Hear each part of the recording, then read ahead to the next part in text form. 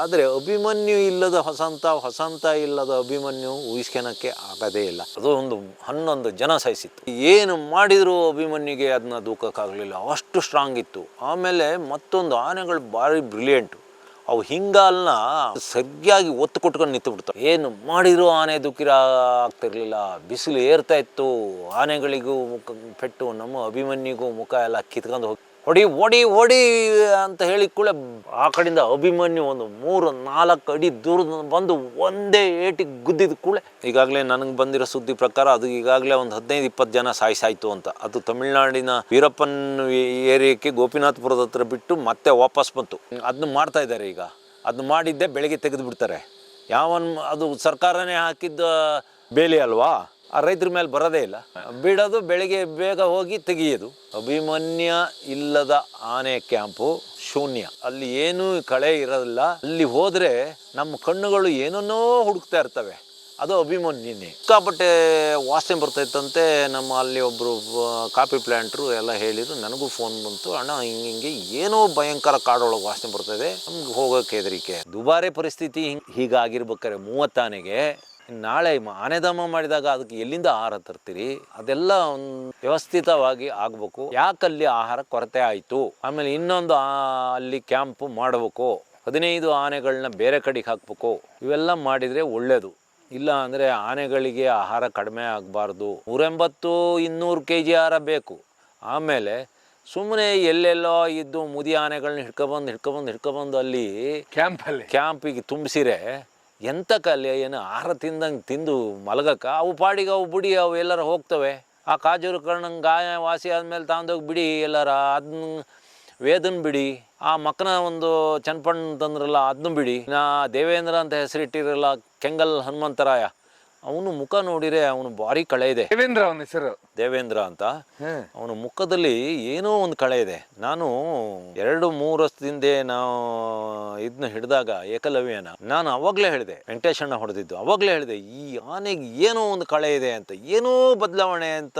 ನಾನು ನೋಡ್ತಾ ಇರ್ಬೇಕಾದ್ರೆ ನಂಗೆ ಆಮೇಲೆ ಆಯಿತು, ಇಡೀ ನಮ್ಮ ಎಲ್ಲ ಆನೆಗಳಕ್ಕಿಂತ ಇದು ಒಂದೇ ಆನೆ ಎಲ್ಲ ಆನೆಗಳದ್ದು 30 ವರ್ಷ ದಾಟಿದ ಮೇಲೆ ಹಿಂಗೆ ಮುಂದಕ್ಕೆ ಕಿವಿ ಬಾಗುತ್ತೆ.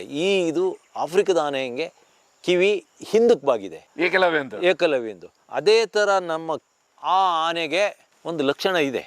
ಹಂಗಾಗಿ ಆ ಮುದಿ ಆನೆಗಳು ಅವೆಲ್ಲ ಈ ಮನೆಗಿನ್ನೆಲ್ಲ ಹಿಡಿದವೆಲ್ಲ ಬಿಟ್ಟು ಕಳಿಸಿ ಅಲ್ಲಿ ಆಹಾರ ಕೊರತೆ ಇರ್ಬೇಕಾದ್ರೆ ಯಾಕಲ್ಲಿ ಆ ಆನೆ ಇಟ್ಕೊಂಡಿರಿ? ಇವತ್ತಿನ ಕಾರ್ಯಾಚರಣೆಗೆ ಹಾಗೆ ಹಿಂದೆ ಈ ಗಜೇಂದ್ರ ಇರ್ಬೋದು, ಹರ್ಷ ಇರ್ಬೋದು, ಈ ರೀತಿ ಆನೆಗಳು ಹಿಡಿಯುವ ಕಾರ್ಯಾಚರಣೆಯಲ್ಲಿ ಉಮ್ಳಿ ಬೆಟ್ಟದ ಕಾರ್ಯಾಚರಣೆಗೆ ಏನು ಡಿಫ್ರೆನ್ಸ್ ಇದೆ ಸರ್? ಇವತ್ತು ಭಾರಿ ಖರ್ಚು ವೆಚ್ಚ, 200-300 ಜನ ಕಾರ್ಯಾಚರಣೆಯಲ್ಲಿ ಇರ್ತಾರೆ.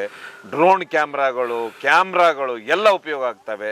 ಹಿಂದೆ ಯಾವ ರೀತಿ ಇರ್ತಿತ್ತು ಕಾರ್ಯಾಚರಣೆ? ನೀವು ಹೋಗ್ತಿದ್ರಾ, ನೋಡ್ತಾ ಇದ್ರಾ? ಹಿಂದಿನ ಕಾರ್ಯಾಚರಣೆ ಅಂದರೆ ಒಂದು 10-12 ಜನ ಹೋಗಲಿ, 15-25 ಜನ ಅಷ್ಟೇ. ಆಮೇಲೆ ಫಸ್ಟು ಟ್ರ್ಯಾಕಿಂಗ್ ಆಗ್ತಿತ್ತು, ಆಮೇಲೆ ಆನೆಗಳು ಬರ್ತಿದ್ದು. ಅಲ್ಲಿ ಆನೆಗಳು ಬಂದರೆ ಫಾರೆಸ್ಟ್ರು ಕೋವಿಗಳನ್ನ ಹಿಡಿಯೋಕ್ಕೆ ಯಾರೂ ಇಲ್ಲ. ಅಲ್ಲಿ ಸಾಮಾನ್ಯಕ್ಕೆ ಡಾಟ್ ಮಾಡೋಕ್ಕೆ ಆನೆಗಳ ಮೇಲೆ ಹೋಗೋರ ಜೊತೆ ಕೋವಿ ಇಲ್ಲ. ಕೋವಿ ಇದ್ದರೂ ಅದನ್ನ ಹಿಡಿಯೋರಿಲ್ಲ.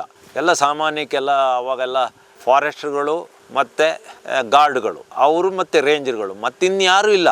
ಈಗಿನ ಒಂದು 25 ಜನ 50 ಜನ ETF, ಒಂದು 25 ಜನ RRT, ಯಾರೂ ಇಲ್ಲ. ಅವಾಗ ಸಂಖ್ಯೆನೂ ಕಡಿಮೆ ಇತ್ತು. ಈಗ ನೋಡಿ, ಒಂದು ಹೋಬಳಿ ಅಂದರೆ ಒಂದು 2 ಬೀಟು ಆ ಬೀಟು ಅಂತ ಮಾಡ್ತಾರೆ. ಅದರಲ್ಲಿ ಒಂದೊಂದು ಏರಿಯಾಕ್ಕಿಷ್ಟು ಒಬ್ಬ ಗಾರ್ಡು ಇಲ್ಲ ಫಾರೆಸ್ಟ್ರು ಅಂತ ಅವಾಗಿರಲಿಲ್ಲ. ಇಡೀ ಒಂದು ಸಕಲೇಶ್ಪುರ ತಾಲೂಕು ಅಂದ್ರೆ ಒಂದು 4 ಜನ ಫಾರೆಸ್ಟ್ರುಗಳು ಇರ್ತಿದ್ರು ಅಷ್ಟೇ. ಆಮೇಲೆ ಟ್ರ್ಯಾಕಿಂಗ್ ಮಾಡೋಕ್ಕೆ ಒಳಗೆ ಹೋದರೆ ಗನ್ ಇದ್ದರೆ ಅವಕ್ಕೆ ತೋಟಗಳೇ ಇಲ್ಲ. ಆಮೇಲೆ ಅದೆಲ್ಲ ಆಗಿ ಲಾಸ್ಟಿಗೆ ಆನೆಗಳನ್ನ ತಗೊಂಡೋಗಿ ಹೊಡೆದ ಮೇಲೆ ಆ ಆನೆಗಳ ಅಲ್ಲಿ ನೀರು ತರಕ್ಕೆ ಅದರಲ್ಲಿ ಜನ ಇಲ್ಲ.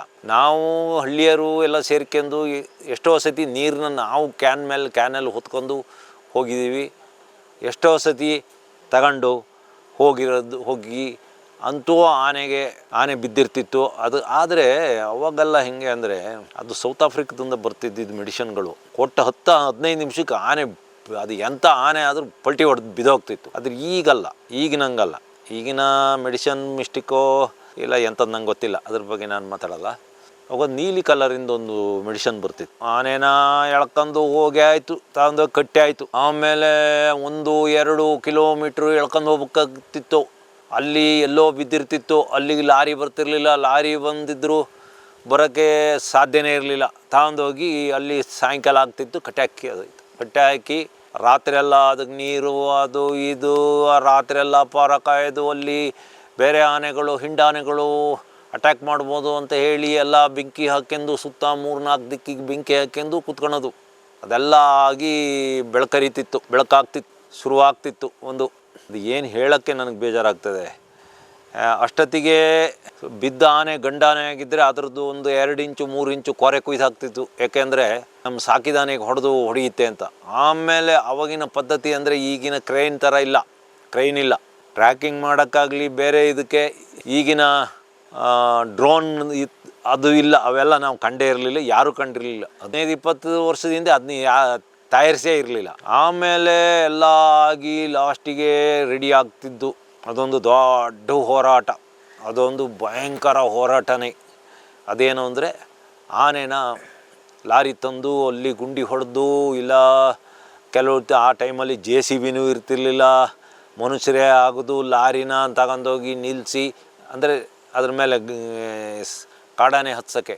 ಆಮೇಲೆ ಏನೋ ಗುಂಡಿ ಮಾಡಿ ಎಲ್ಲ ನಿಲ್ಲಿಸಿ ಇದಕ್ಕೆಲ್ಲ ಅದಾದಮೇಲೆ ಆನೆನ ಎಳ್ಕೊಬಂದು ಹಿಮ್ಮುಖವಾಗಿ ನಿಲ್ಲಿಸೋದು. ಅಂದರೆ ಮುಖ ಮುಂದೆ ಮಾಡಿ ಅಲ್ಲ, ಲಾರಿ ಹತ್ಸೋದು, ಮುಖ ಈ ಭಾಗಕ್ಕೆ ಅಂದರೆ ಹಿಮ್ಮುಖ ಆಗಿ ನಿಲ್ಲಿಸಿ, ಆಮೇಲೆ ಅಭಿಮನ್ಯು ಆಗಲಿ ಇನ್ಯಾವುದೋ ಆನೆ ಅದರಿಂದ ಲಾರಿ ಒಳಕ್ಕೆ ದೂಕೋದು ಅಂದರೆ ಅದಕ್ಕಿಂತ ಮೊದಲು ಅದರ ಹಿಂಗಾಲಿನ 2 ಹಗ್ಗಗಳನ್ನು ಲಾರಿಗೆ ತೂತ ಮಾಡಿ ಒಂದು ಬಾಡಿಯ ಅದರೊಳಗಿಂದ ಎಳ್ಕೊಂಡು ಅಲ್ಲಿ ಒಂದು ಟ್ರಕ್ ಅಲ್ಲೊಂದು ಇದಕ್ಕೆ ಸುತ್ತಿ ಅಲ್ಲಿ ಒಂದು 25 ಜನ, ಈ ಕಡೆ ಒಂದು 15-20 ಜನ, ಆ ಕಡೆ ಒಂದು 15-20 ಜನ ಹಗ್ಗ ಎಳೆಯೋದು.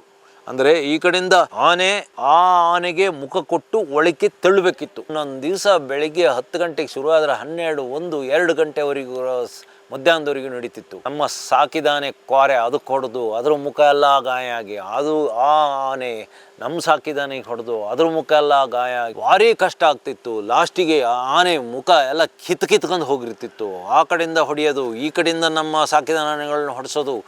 ಆಮೇಲೆ ಅರ್ಧ ಅಡಿ ಹೋದ ಕೂಡಲೇ ಹಿಂದ ಕಾಲು ಹಿಡ್ದಿದ್ದೆ ಎಳೆದು ಟೈಟ್ ಮಾಡೋದು, ಹೀಗೆಲ್ಲ ಮಾಡ್ತಿದ್ದು. ಆಮೇಲೆ ಅಂತೂ ಒಂದು ಸತಿ ಏನಾಯಿತು, ಒಂದು ಆನೆ ಅರಸಿ, ಅದು ಈಗಲೂ ಉಂಟು. ಈಗಾಗಲೇ ನನಗೆ ಬಂದಿರೋ ಸುದ್ದಿ ಪ್ರಕಾರ ಅದು ಈಗಾಗಲೇ ಒಂದು 15-20 ಜನ ಸಾಯಿಸಾಯಿತು ಅಂತ. ಅದು ತಮಿಳ್ನಾಡಿನ ವೀರಪ್ಪನ್ ಏರಿಯಾಕ್ಕೆ ಗೋಪಿನಾಥಪುರದ ಹತ್ರ ಬಿಟ್ಟು ಮತ್ತೆ ವಾಪಸ್ ಬಂತು. ಅದು ಒಂದು ಸತಿ ಅರಸೀಕೆರೆಯಲ್ಲಿ ಹಾಗೆ ಆಯಿತು. ನಾನು ಹೋಗಿದ್ದೆ, ಹಿಡ್ದಾಯಿತು. ಅದು ಬಯಲುಸೀಮೆದ ಒಳ್ಳೆ ಫುಡ್ಡು ತಿಂದು ಆನೆ ಸೊಕ್ಕಿ ಕೊಬ್ಬಿ ಹೋಗಿತ್ತು. ಆಮೇಲೆ ಏನು ಮಾಡಿದರೂ ಅಭಿಮನ್ಯುಗೆ ಅದನ್ನ ದೂಕೋಕ್ಕಾಗಲಿಲ್ಲ, ಅಷ್ಟು ಸ್ಟ್ರಾಂಗ್ ಇತ್ತು. ಆಮೇಲೆ ಮತ್ತೊಂದು ಆನೆಗಳು ಭಾರಿ ಬ್ರಿಲಿಯಂಟು. ಅವು ಹಿಂಗಾಲನ್ನ ಸರಿಯಾಗಿ ಒತ್ತು ಕೊಟ್ಕೊಂಡು ನಿಂತು ಬಿಡ್ತಾರೆ. ಆ ಟೈಮಲ್ಲಿ ಏನೇ ಮಾಡಿ ದೂಕಿದ್ರು ಅದು ಹಿಂದಕ್ಕೆ ಹೋಗೋದೇ ಇಲ್ಲ. ಕೊನೆಗೆ ಅಲ್ಲೂ ಅದು ಆಯಿತು, ಟೈಮ್ ಆಯಿತು. ಆಮೇಲೆ ನನಗೊಂದು ಐಡಿಯಾ ಬಂತು. ಬಹುಶಃ ಅದು ಇಂಡಿಯಾದಲ್ಲಿ ಫಸ್ಟೇನ ಇತಿಹಾಸದಲ್ಲಿ. ನಂದು ಆಫ್ ರೋಡ್ ಜೀಪು, ಅದರಲ್ಲಿ ಮುಂದ್ಗಡೆ ಒಂದು ವಿಂಚ್ ಅಂತ ಹಾಕ್ತೀವಿ. ಅದು ಸುಮಾರು 4-5 ಟನ್ನು ವೆಯ್ಟ ಎಳೆಯೋಷ್ಟು ಕೆಪಾಸಿಟಿ ಅದಕ್ಕೆ. ಅದಕ್ಕೊಂದು ಕೇಬಲ್ ಇರುತ್ತೆ, ಅಲ್ಲೊಂದು ಮೋಟ್ರ್ ಇರುತ್ತೆ. ಆಮೇಲೆ ನಾನು ಲಾಸ್ಟಿಗೆ ಎಲ್ಲ ಸೋತು ನಾನು ಕೇಬಲ್ ಹಾಕಿ ವಿಂಚು ಫಿಟ್ ಮಾಡ್ತೀನಿ. ಆಮೇಲೆ ನಾನು ನನ್ನ ವಿಂಚಲ್ಲಿ, ನನ್ನ ಜೀಪಲ್ಲಿ ಎಳಿಸ್ತೀನಿ, ಅಂದರೆ ವಿಂಚಲ್ಲಿ. ಆವಾಗ ಅದ್ರ ಕಾಲು ಮೇಲೆ ಎತ್ತುತ್ತೆ. ಯಾಕೆಂದರೆ ಇದು 4 ಟನ್ ಕೆಪಾಸಿಟಿ ಇರೋ ವಿಂಚಿದು. ಆವಾಗ ಮುಂದ್ಗಡೆಯಿಂದ ಹೊಡೀರಿ. 4 ಕಾಲು ಹೀಗೆ ನಿಂತಾಗ ಒಂದು ಕಾಲು ಹೀಗಾದಾಗ 3 ಕಾಲು ಅದು ಹಿಂಬದಿಯ ಕಾಲಿನಿಂದ ಗ್ರಿಪ್ ಕೊಟ್ಕೊಂಡು ನಿಂತಿತ್ತು. ಅದು ಹೇಳಿ ಕೇಳಿ ಬಯಲುಸೀಮೆ ಹೆಚ್ಚು ಕಡಿಮೆ 2-3 ಸಾವಿರ ಜನ ಇದ್ದರು. ಏನು ಮಾಡಿದ್ರು ಆನೆ ದುಃಖಿರ ಆಗ್ತಿರ್ಲಿಲ್ಲ. ಬಿಸಿಲು ಏರ್ತಾ ಇತ್ತು, ಆನೆಗಳಿಗೂ ಪೆಟ್ಟು, ನಮ್ಮ ಅಭಿಮನ್ಯುಗೂ ಮುಖ ಎಲ್ಲ ಕಿತ್ಕೊಂಡು ಹೋಗಿ ಲಾಸ್ಟಿಗೆ ನಾನು ಎಲ್ಲ ರೆಡಿ ಮಾಡಿ ಅದರ ಕಾಲಿಗೆ ಒಂದು ಹಗ್ಗ ಹಾಕಿದ್ವಲ್ಲ, ಆ ಹಗ್ಗಕ್ಕೆ ನಾನು ಕೇಬಲ್ ಸುತ್ತಿ ವಿಂಚ್ ಫಿಟ್ ಮಾಡಿ ಜೀಪಿಗೆಲ್ಲ ಸೈಡ್ ಕಲ್ಲು ಕೊಟ್ಟು ಒಬ್ಬ ಡ್ರೈವರ್ ಬಿಟ್ಟು ಆ ವಿಂಚಿನ ಒಂದು ಆಪ್ರೇಟರ್ ಕೇಬಲ್ ಬರುತ್ತೆ, ಅದನ್ನ ಹಿಡ್ಕೊಂಡು ಒಂದೇ ಸತಿ ಸ್ವಿಚ್ ಆನ್ ಮಾಡಿ ಕೂಡಲೇ ಅದ್ರದ್ದು ಒಂದು ಕಾಲು ಹೀಗಿತ್ತಲ್ಲ, ಒಂದು ಕಾಲು ಹಿಂಭಾಗದ ಕಾಲು ಹೀಗಾಯ್ತು. ಹೊಡಿ ಅಂತ ಹೇಳಿ ಕೂಡಲೇ ಆ ಕಡೆಯಿಂದ ಅಭಿಮನ್ಯು ಒಂದು 3-4 ಅಡಿ ದೂರದ ಬಂದು ಒಂದೇ ಏಟಿಗೆ ಗುದ್ದಿದ ಕೂಡಲೇ ಆನೆ ಬಂದು ಅದಕ್ಕೆ ಹಿಂದ್ಲಕಾಲು ಗ್ರಿಪ್ ಇಲ್ದಂಗೆ ಆಯ್ತಲ್ಲ. ಆನೆಗಳಿಗೆ ಮುಂದ್ಲಕಾಲ್ಕಿಂತ ಹಿಂದ್ಲಕಾಲು ಗ್ರಿಪ್ಪು. ಹಿಂಭಾಗಕ್ಕೆ ಹೋಗ್ಬೇಕಾದ್ರೆ ಅವು ಹಿಂದ್ಲಕಾಲು ಗ್ರಿಪ್ಪಲ್ಲೇ ನಿಲ್ಲೋದು. ಸೀದಾ ಆನೆ ಸೈ ಅಂತ ಒಳಗೋಯ್ತು. ಅದು ವೆಂಕಟೇಶಣ್ಣ ಹೊಡೆದಿದ್ದು. ಅದು ಒಂದು 11 ಜನ ಸಾಯಿಸಿತ್ತು. ಅದಂತ ಅಂದ್ರೆ ತಮಿಳ್ನಾಡು ಬಾರ್ಡ್ರಿಗೆ ಬಿಟ್ಟರು. ಅದು ಈಗಲೂ ಇದೆ.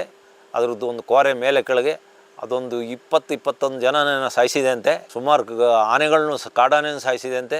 ಅದು ಈಗಲೂ ಉಂಟು. ಇತ್ತೀಚೆಗೆ ಒಂದು ಫೋಟೋನು ನನಗೆ ಯಾರು ಕಳಿಸ್ಕೊಟ್ಟಿದ್ರು, ಅದೇ ಆನೆ. ಬಟ್ ಇಲ್ಲಿ ಒಂದು ಸರ್ ಏನಂದ್ರೆ ಪದೇ ಪದೇ ಸುಮಾರು ಕೊಡಗು ಎಲ್ಲಾ ಭಾಗದಲ್ಲಿ ಈ ಸೋಲಾರ್ಗೆ ಹೈ ಟೆನ್ಷನ್ ವೈರ್ ಬಿಡ್ತಾ ಇದಾರಂತೆ. ಇವು ಸುಮಾರು ಆನೆಗಳು ಸಾಯ್ತಾ ಇದಾವಂತೆ. ಹೌದು, ನೀವು ಮೊನ್ನೆ ಇಲ್ಲೂ ನೋಡಿರ್ಬೋದು, ಮೂಡಿಗೆರೆ ಹತ್ರನೂ ಆನೆ ಸತ್ತಿತ್ತು, ಕೊಡಗಲ್ಲೂ ಸತ್ತಿದೆ ಇತ್ತೀಚೆಗೆ. ಹೌದು. ಈಗ ಏನು ಮಾಡಬೇಕು ಅಂದರೆ, ಕಾಡಿನ ಅಂಚಿನಲ್ಲಿರೋ ಕರೆಂಟ್ ವೈರ್ಗಳನ್ನೆಲ್ಲ ಕೇಬಲ್ ಥರ ಬರುತ್ತಲ್ಲ, ಕೋಟೆಡ್ ಇದು, ಅದನ್ನುಗಳನ್ನ ಹಾಕಬೇಕು. ಆವಾಗ ಈ ರೈತರಿಗೆ ಅದಕ್ಕೆ ಹತ್ತಿ ಅದಕ್ಕೆ ಕೊಕ್ಕೆ ಹಾಕೋಕ್ಕಾಗಲ್ಲ. ಇಲ್ಲ ಅಂದರೆ ಇಲ್ಲಿ ಉದ್ದನೇ ಒಂದು ಬಿದಿರು ತಗೊಂತಾರೆ, ಒಂದು ಈ ರೀತಿ ಕೊಕ್ಕೆ ಮಾಡ್ತಾರೆ, ಅಲ್ಲಿ ಸಿಗಿಸ್ತಾರೆ, ತಂದು ಇಲ್ಲಿ ಉದ್ದ ಬಿಡ್ತಾರೆ. ಆನೆ ದಾಟಬಾರ್ದಂತೆ. ಆನೆ ದಾಟಬಾರ್ದು, ಇಲ್ಲ ಕಾಡಂದಿ ಸಿಕ್ಕಿರಿ ತಿನ್ನೋಣ ಅಂತ. ಈಗ ಅರ್ಕಲ್ಗೂಡಲ್ಲಿ ಒಂದು ಗಂಡಾನೆ ಸತ್ತೋಯ್ತು ಈಗ ಒಂದು 15-20 ದಿವಸದಿಂದ. ಅದು ಹಾಗೆ ಎಲ್ಲ ಕಡೆನೂ ಅದೇ ಥರ ಮಾಡ್ತಿರೋದು. ಅದಕ್ಕೆ ಏನಾಗ್ತದೆ ಅಂದರೆ, ಆನೆ ಇರೋ ಕಾಡುಗಳು ಇರ್ಬೋದು, ಅವು ಗೇಮ್ ಸೆಂಚುರಿ ಆಗಿರ್ಬೋದು, ರಕ್ಷಿತ ಅರಣ್ಯ, ಹಿಂಗೆ ಏನೇನೇ ಇರ್ಬೋದು, ಬಾರ್ಡ್ರಲ್ಲಿ ಹೋದ ವೈರ್ಗಳಿಗೆ ಈಗ ವೈರ್ ಇದೆಯಲ್ಲ ಅದನ್ನ ತೆಗೆದು ಅದಕ್ಕೆ ಕೋಟೆಡ್ ಕೇಬಲ್ ರೌಂಡ್ ಇರೋದು ಕೇಬಲ್ ಬರುತ್ತಲ್ಲ, ಕೋಟೆಡ್, ಅದನ್ನ ಹಾಕ್ಬೇಕು. ಅದು ಹಾಕಿದಾಗ ಈ ಕಳ್ಳ ಬೇಟೆಗಾರರು ಇರ್ಬೋದು, ಆನೆ ಸಾಯಿಸ್ಬೇಕು ಅಂತಲೇ ಕೆಲವರು ಇರೋದು 1-2 ಎಕರೆ ಜಾಗ, ಅವರಿಗೂ ಹೊಟ್ಟೆಪಾಡು, ಏನೋ ಬೆಳೆದಿರ್ತಾರೆ, ಕನಸು ಕಂಡಿರ್ತಾರೆ. ಆವಾಗ ಅದೆಲ್ಲ ಮನುಷ್ಯರಿಗೆ ಅದು ಬರುತ್ತೆ, ಸಾಲ ಪಾಲ ಮಾಡಿರ್ತಾರೆ. ಆದರೆ ಅದನ್ನ ನಾನು ಮನುಷ್ಯರ ಪರ ಅದು ಆನೆನ ಇದು ಮಾಡಿದ್ದಕ್ಕೆ ಹೇಳ್ತಲ್ಲ. ಅಂಥ ಟೈಮಲ್ಲಿ ಅವರಿಗೆ ಅಲ್ಲಿ ಅದಕ್ಕೆ ಕೇಬಲ್ ಅಂತ ಅದೇ ಕೋಟೆಡ್ ಇದು ಬರುತ್ತಲ್ಲ, ಆ ವೈಯರ್ಗಳು ಹಾಕಿರೆ ಇವರೇನು ಅದನ್ನ ಕಟ್ ಮಾಡಿ ಅದಕ್ಕೆ ಆಗಲ್ಲ. ಸಿಟಿ ಒಳಗಿದೆ ಆ ಕೇಬಲ್. ಅದನ್ನ ಸರ್ಕಾರ ಮಾಡಬೇಕು ಅರ್ಜೆಂಟ್. ಆವಾಗ ನಮ್ಮ ಆನೆಗಳೆಲ್ಲ ಉಳಿತವೆ. ಅದನ್ನ ಮಾಡ್ತಾ ಇದ್ದಾರೆ ಈಗ. ಸರ್ಕಾರನೇ ಹಾಕಿದ್ದ ಬೇಲಿ ಅಲ್ವಾ, ಆ ರೈತರ ಮೇಲೆ ಬರೋದೇ ಇಲ್ಲ. ಬಿಡೋದು, ಬೆಳಿಗ್ಗೆ ಬೇಗ ಹೋಗಿ ತೆಗಿಯೋದು. ಅದಕ್ಕೆ ಕಾಡಂಚಲ್ಲಿದ್ದು ರಿಸರ್ವ್ ಫಾರೆಸ್ಟಲ್ಲಿ ಇರೋದು, ಆನೆ ಇರೋ ಕಾಫಿ ತೋಟಗಳಲ್ಲಿ ಎಲ್ಲ ಸರ್ಕಾರ ಆ ವೈರ್ಗಳನ್ನ ಅದನ್ನ ಹಾಕಬೇಕು. ಅದು ಹಾಕಿದಾಗ ಈ ಅಕ್ರಮ ಕಲೆಕ್ಷನ್ ಕೊಡೋದು, ಆನೆಗಳನ್ನ ಕರೆಂಟ್ ಕೊಟ್ಟು ಸಾಯಿಸೋದು ಕಂಪ್ಲೀಟ್ ನಿಂತೋಗ್ತದೆ. ಈ ಕಾರ್ಯಾಚರಣೆ ಹೋಗ್ತಾ ಇದಾರಂತೆ. ನಿನ್ನೆ ಇಲ್ಲಿ ಕ್ಯಾಂಪ್ ಏನು ಹೋಗ್ತಾ ಇದೆ, ಅಭಿಮನ್ಯುವೇನು ಏನು ಸರ್ ಇನ್ಮೇಲೆ ಕಾರ್ಯಾಚರಣೆಯಲ್ಲಿ ಭಾಗವಹಿಸೋದಿಲ್ವಾ? ಕಾರ್ಯಾಚರಣೆಗೆ ಭಾಗವಹಿಸೋದು ಬೇಡ. ಇನ್ನು 1-2 ವರ್ಷಕ್ಕೆ ರಿಟೈರ್ಡ್ ಆಗ್ತಾನೆ. ಸ್ವಲ್ಪ ಹಳೆ ಕಾಲು ನೋವು ಇದೆ. ಆಮೇಲೆ ಅವನು ಇಷ್ಟು ಆನೆಗಳನ್ನ ಹಿಡ್ದ, ಎಷ್ಟು ಕೆಲಸ ಮಾಡಿದ, ಅವನಿಗೊಂದು ರೆಸ್ಟ್ ಕೊಡಬೇಕು. ಕಾರ್ಯಾಚರಣೆ ಅಭಿಮನ್ಯು ಮಾಡೋದು ಬೇಡ. ಆದರೆ ಅಭಿಮನ್ಯ ಇಲ್ಲದ ಆನೆ ಕ್ಯಾಂಪು ಶೂನ್ಯ. ಅಲ್ಲಿ ಏನೂ ಕಳೆ ಇರೋದಿಲ್ಲ. ಅಲ್ಲಿ ಹೋದರೆ ನಮ್ಮ ಕಣ್ಣುಗಳು ಏನನ್ನೋ ಹುಡುಕ್ತಾ ಇರ್ತವೆ. ಅದು ಅಭಿಮನ್ಯುನೇ. ನಮಗೆ ಗೊತ್ತಿಲ್ಲದಂಗೆ ಎಷ್ಟು ಆನೆಯಲ್ಲಿ, ಅಲ್ಲಿ ಏಕಲವ್ಯ ಇದ್ದಾನೆ, ಅಲ್ಲಿ ಭೀಮ ಇದ್ದಾನೆ, ಅಲ್ಲಿ ಕಂಜನ್ ಇದ್ದಾನೆ, ಇಲ್ಲಿ ಅವನಿದ್ದಾನೆ, ಇವನಿದ್ದಾನೆ ಅಂತ ಸುಗ್ರೀವ ಅಂತ, ಪ್ರಶಾಂತ ಅಂತ ಎಲ್ಲ ನೋಡಿರು, ಮಹೇಂದ್ರ ಎಲ್ಲ ನೋಡಿರು. ನಮಗೆ ಗೊತ್ತಿಲ್ಲದಂಗೆ ನಮ್ಮ ಕಣ್ಣು ಎಂಥದನ್ನೋ ಹುಡುಕ್ತಾ ಇರ್ತದೆ. ಅದು ಅಭಿಮನ್ಯು. ಆ ಥರ ಆಗ್ಬಿಟ್ಟಿದೆ ಎಲ್ಲರಿಗೂ. ಅಭಿಮನ್ಯನ ನೋಡೋ ಥರನೇ ಬೇರೆ. ಅಯ್ಯೋ ಜನಗಳು ಏನು ಖುಷಿ, ಅಭಿಮನ್ಯು ಅಂತೂ ಆ ಮಕ್ಕಳೆಲ್ಲ ಚಪ್ಪಾಳೆ ತಿಟ್ಕೊಂಡು ನಗ್ತಾ ಇರ್ತವೆ. ಆದರೆ ಅಭಿಮನ್ಯು ಬೇಡ ಬರೋದು. ಅಭಿಮನ್ಯುಗಿನ್ ರೆಸ್ಟ್ ಕೊಡಬೇಕು. ಆದರೆ ನಂಗೆ ಅನಿಸ್ತದೆ, ಅಭಿಮನ್ಯು ಮಾವುತ ವಸಂತ ಮಹಾನ್ ಧೈರ್ಯಗಾರ, ಭಾರಿ ಬುದ್ಧಿವಂತ, ಆನೆಗಳ ಮನಸ್ಸನ್ನು ತಿಳ್ಕೊಂಡಿರೋನವನು, ಆನೆಗಳ ವರ್ತನೆ ತಿಳ್ಕೊಂಡಿರೋನು. ಆದರೆ ಅವನು ಬೇರೆ ಆನೆಗೆ ಹೋದರೆ ಅವನಿಗೆ ಆಗಲ್ಲ. ಆದರೆ ಅವನು ಕೊನೆ ಪಕ್ಷ ಆ ಅಭಿಮನ್ಯು ಬರಲಿಲ್ಲ ಅಂದರೂ ಆ ಕಾರ್ಯಾಚರಣೆಗೆ ಅವನಿಂದ ಒಂದು ಮಾರ್ಗದರ್ಶನ ತಗೋಣಕ್ಕಾಗಿ ಅವನು ಬೇಕೇ ಬೇಕು. ಇಲ್ಲ ಬೇರೆ ಆನೆ ಮೇಲಾರ ಕುತ್ಕೊಂಡು ಬರ್ಬೇಕು. ಯಾಕೆಂದರೆ ಈ ಮಾವತರಿಗೆ ಅವನು ಮಹಾನ್ ಬ್ರಿಲಿಯಂಟ್. ನಾನು 3 ಆನೆ ಹಿಡಿಯತ್ತಿಗಲ್ಲ ನಮ್ಮ ಜೊತೆ ಬರ್ತಾನೆ ಕಾಡೊಳಗೆ. ಎಂಥ ಪ್ಲ್ಯಾನ್, ಒಂದು ಕೆಲವೇ ಐಡಿಯಾಗಳು, ಸಖತ್ ಬ್ರಿಲಿಯಂಟ್ ಅವನು ಬೇಕು. ಆದರೆ ಅಭಿಮನ್ಯು ಇಲ್ಲದ ವಸಂತ ಇಲ್ಲದ ಅಭಿಮನ್ಯು ಊಹಿಸ್ಕೊಳಕ್ಕೆ ಆಗೋದೇ ಇಲ್ಲ. ಅಭಿಮನ್ಯು ರಿಟೈರ್ಡ್ ಆದಮೇಲೆ ವಸಂತ ಮುಂದೆ ಏನು ಅನ್ನುವಂಥ ದೊಡ್ಡ ಪ್ರಶ್ನೆ ಸರ್. ಅಲ್ಲ, ಮೊನ್ನೆ ನೀವೊಂದು ಇಲ್ಲಿ ಮೂಡಿಗೆರೆ ಭಾಗದಲ್ಲಿ ಒಂದು ಆನೆ ಹೊಡೆದಾಡ್ಕೊಂಡೇ ಸತ್ತೋಗ್ಬಿಟ್ಟಿದ್ದಂತಲ್ಲ ಸರ್? ಸುಮಾರು ದಿವಸ ಆದಮೇಲೆ ಕೊಳತು ಹೋದ್ಮೇಲೆ ಡೆಡ್ ಬಾಡಿ ಸಿಕ್ತಂತೆ. ಹೌದು, ಅದು ನಮ್ಮ ಈಗೇನು ನಾನು ನನ್ನ ಬಲಭಾಗದಲ್ಲಿ ಹರಿತಿದೆಯಲ್ಲ ಜಪಾವತಿಯ ಮೂಲ ಸ್ಥಾನ. ಅದು ಮೂಡಿಗೆರೆ ಅಲ್ಲ, ಸಕಲೇಶ್ಪುರ ತಾಲೂಕಿಗೆ ಸೇರಿದ್ದು. ಅದೊಂದು ಸಿಂಗಲ್ ಕೋರೆ ಆನೆ. ಅದು ನಮ್ಮಲ್ಲಿ ಇರಲೇ ಇಲ್ಲ. ಲೆಫ್ಟ್ ಕೋರೆ ಆನೆ. ಆ ಆನೆ ಇತ್ತೀಚೆಗೆ ಹೊಸದಾಗೆ ನಮ್ಮ ಕಾಡ್ಮನೆ ವೆಸ್ಟರ್ನ್ ಘಾಟ್ ಉಂಟಲ್ಲ, ವೆಸ್ಟರ್ನ್ ಘಾಟ್ ಅಂದರೆ ನಮ್ಮ ಶಿರಾಡಿ ಘಾಟ್ ಭಾಗದಲ್ಲಿ ಅಲ್ಲೊಂದು ಕಾಡ್ಮನೆ ಟೀ ಎಸ್ಟೇಟ್ ಅಂತ ಒಂದು 6,000 ಎಕರೆ ಒಂದು ಟೀ ಎಸ್ಟೇಟ್ ಇದೆ. ಅಲ್ಲಿ ಫಸ್ಟ್ ಕಾಣಿಸ್ಕೊಂತು. ಅದು ಬಹುಶಃ ಹೆಚ್ಚಿನ ಅಂಶ ಕೊಡಗಿನಿಂದಲೇ ಬಂದಿರಾನೆ, ಯಾಕೆಂದರೆ ಅಲ್ಲಿಂದಲ್ಲಿಗೆ ನೇರವಾಗಿ ಒಂದು ಕಾರಿಡಾರ್ ಇದೆ. ಶಿರಾಡಿ ಘಾಟಿಂದ ಕೆಂಪೊಳೆಯಿಂದ ಬಿಸಿಲೆ ಘಾಟಿಂದ ಪುಷ್ಪಗಿರಿ ಬೆಟ್ಟ, ಪುಷ್ಪಗಿರಿಯಿಂದ ಮಡಿಕೇರಿ ಇನ್ನು ಮುಂದುವರಿತದೆ. ಅದು ಕಾಣಿಸ್ಕೊಂಡು ಸ್ವಲ್ಪ ಅದಕ್ಕೂ ಮದ ಬಂದಿತ್ತು. ಕಾಣಿಸ್ಕೊಂತು ಅದಾದಮೇಲೆ ಮತ್ತೆ ಅಲ್ಲಿ ಪಕ್ಕದ ವೆಸ್ಟರ್ನ್ ಘಾಟ್ ಪಕ್ಕದ ಹಳ್ಳಿಗಳಿಗೆಲ್ಲ ಬಂತು, ಕೆಲವರೆಲ್ಲ ವೀಡಿಯೋ ಮಾಡಿರು. ಅವೆಲ್ಲ ನಮ್ಗೊಂದು ಸ್ವಲ್ಪ ಸುದ್ದಿ ಬರ್ತಾಯಿದ್ದು, ಆನೆಗಳು ಬರ್ತವೆ ಹೋಗ್ತವೆ ಅಂತ. ಇದ್ದಕ್ಕಿದ್ದಂಗೆ ಒಂದು ಸುದ್ದಿ ಬಂತು. ಸುಮಾರು 700-800 ವರ್ಷದ ಹಿಂದೆ ಕಟ್ಟಿದ ಸುಮಾರು 5-6 ಕಾಲಭೈರವ ದೇವಸ್ಥಾನಗಳಿದೆ. ಅದರಲ್ಲಿ ನಮ್ಮ ಸಕಲೇಶಪುರ ತಾಲೂಕಲ್ಲಿ ಇರೋದೊಂದು ಬೆಟ್ಟದೇವರ ಗುಡಿ ಅಂತ ಒಂದು ಕಾಲಭೈರವ ಇದೆ. ಕಾಲಭೈರವ ದೇವಸ್ಥಾನದಿಂದ ಎತ್ತರದಲ್ಲಿರೋ ಅಲ್ಲಿಂದ ಒಂದು 500 ಅಡಿ ಕೆಳಭಾಗದಲ್ಲಿ ಒಂದು ಚಿಕ್ಕ ನದಿ ಹುಟ್ಟುತ್ತೆ. ಅದೇ ನನಗೀಗ ನಾನು ಏನು ಹೇಳಿದೆ, ನನ್ನ ಬಲಬದಿಯಲ್ಲಿ ಹರಿತಿದೆಯಲ್ಲ ಜಪಾವತಿ ನದಿ, ಆ ನದಿಗೆ ಸೇರೋ ಅಂಥ ಜಾಗದಲ್ಲಿ ಅಲ್ಲಿ ಕಾಡೊಳಗೆ ಅದು ಪಕ್ಕ ವೆಸ್ಟರ್ನ್ ಘಾಟ್, ಅಲ್ಲೊಂದು 350ರಿಂದ 450-500 ಇಂಚು ಮಳೆ ಬೀಳೋ ಅಂಥ ಜಾಗ. ಅದೇ ಬಾರ್ಡ್ರಲ್ಲಿ 5-6 ವರ್ಷದಿಂದ ಕಾಡ್ಮನೆ ಟೀ ಎಸ್ಟೇಟಲ್ಲಿ 630 ಇಂಚು ಮಳೆ ಆಯಿತು ಬರೀ 3-4 ತಿಂಗಳಲ್ಲಿ. ಅದೇ ಅಲ್ಲಿಂದಲೇ ಹತ್ತಿರ ಅದು ಆ ಭಾಗ, ಅಲ್ಲೂ ಅಷ್ಟೇ ಮಳೆ ಆಗುತ್ತೆ. ಸಿಕ್ಕಾಪಟ್ಟೆ ವಾಸನೆ ಬರ್ತಾಯಿತ್ತಂತೆ. ನಮ್ಮ ಅಲ್ಲಿ ಒಬ್ಬರು ಕಾಫಿ ಪ್ಲ್ಯಾಂಟ್ರು ಎಲ್ಲ ಹೇಳಿದರು. ನನಗೂ ಫೋನ್ ಬಂತು, ಅಣ್ಣ ಹಿಂಗೆ ಏನೋ ಭಯಂಕರ ಕಾಡೊಳಗೆ ವಾಸನೆ ಬರ್ತಾಯಿದೆ, ನಮ್ಗೆ ಹೋಗೋಕ್ಕೆ ಹೆದರಿಕೆ ಅಂತ. ಅಷ್ಟೊತ್ತಿಗೆ ನಮ್ಮ ಆ ಭಾಗದ ETF ಹುಡುಗರಿಗೆ ಗೊತ್ತಾಯಿತು, ಪರಮೇಶ್ ಅಂತ ಇದ್ದಾನೆ, ಅವನು ಅವೆಲ್ಲ ಲಾಸ್ಟ್ ಊರು. ಅಲ್ಲಿಂದ ಒಂದು 50-60 ಕಿಲೋಮೀಟ್ರು ವೆಸ್ಟರ್ನ್ ಘಾಟಲ್ಲಿ ನಡ್ಕೊ ಹೋದರೆ ಗುಂಡ್ಯ, ಇನ್ನು ಸೌತ್ ಕೆನರಾ ಊರು ಸಿಗ್ತದೆ. ಮಧ್ಯದಲ್ಲಿ ಯಾವುದೇ ಊರಿಲ್ಲ, ಅದೇ ಲಾಸ್ಟ್ ಕೊನೆ ಬಾರ್ಡ್ರು ನಮ್ಮ ಸಕಲೇಶಪುರ ತಾಲೂಕು. ನಾನು ಹೋಗಿ ನೋಡಿದೆ, ಏನು ನದಿ ಎಲ್ಲ ಇದರಲ್ಲೆಲ್ಲ ಸಿಕ್ಕಾಪಟ್ಟೆ ವಾಸನೆ ಬರ್ತಾಯಿತ್ತು. ಅದೇನಾಗಿದೆ ಅಂದರೆ ಈಗ ಆ ಭಾಗದಲ್ಲಿ ಒಂದು ದೊಡ್ಡದೊಂದು ಗಂಡಾನೆ ಇದೆ.